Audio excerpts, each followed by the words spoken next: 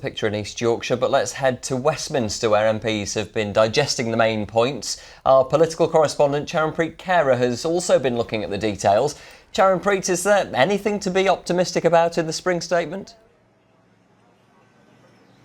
Well, Michael, I'm not sure optimism is the first word that comes to my mind after talking to MPs from across the political divide here today. But I think one thing that many MPs from different parties might agree on is that the increase in defence spending of £2.2 billion over the next year is a good thing. Of course, for the government, that comes down to national security, but they're also hoping that if some of that investment is made in British manufacturers, it'll boost the economy too. I'm very pleased to see the increase in defence spending, particularly as a manufacturer in Sheffield and also somebody who's very involved with the manufacturing community here. There's a lot of defence work that is done here, so this will benefit if we manage to keep it onshore and do it ourselves.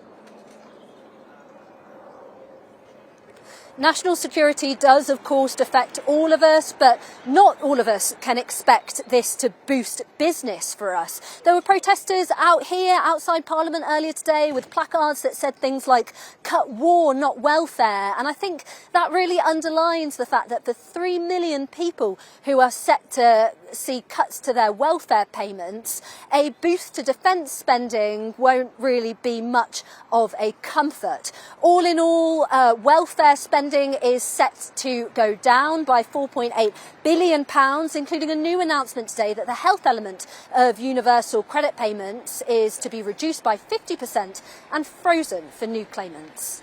Charanpreet, a hard pill for the public to swallow, but what do the MPs think?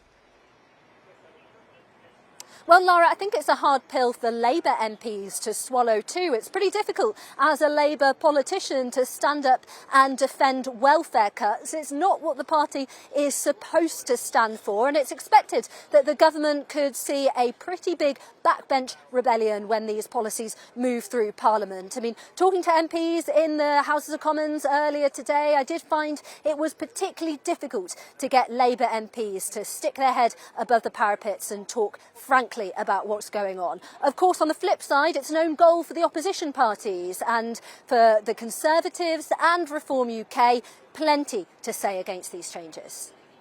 Will get poorer because of the blunder budget, and I'm afraid the Chancellor, who's not an economist, totally reliant on delusional forecasts from the Office for Budget Responsibility. It's unbelievable. They've halved their growth forecasts for this year, but magically, as though they've been eating magic mushrooms, they found a whole load of extra growth in every year thereafter. My constituents are already worried about their jobs, they're already worried about their businesses, they're worried about being able to pay their bills if they're elderly. We've seen tens of thousands more elderly people going to hospital, going to A&E this winter because of the loss of government support, and now we have disabled people too. On the face of it, you'd expect that some of the announcements made by the Chancellor today would be pretty attractive to the two MPs that you just heard from. She also announced that £2 billion of savings will be made by cutting the cost of running government. And both Reform UK and the Tories have said in the past that they think that the state spends too much on welfare. The problem today then was tone, and the tone was downbeat, with growth now forecasted to be half what it was previously expected to be. Now, the opposition blames the Chancellor blames global economic pressures, but for people watching at home, like Dawn, who you heard from in Matt's piece, this will just equate to people struggling more with money and worrying that things are only going to get worse in the future. OK, Charanpreet Kaur in Westminster, thank you. And you can see all the details from today's spring statement at itv.com/calendar.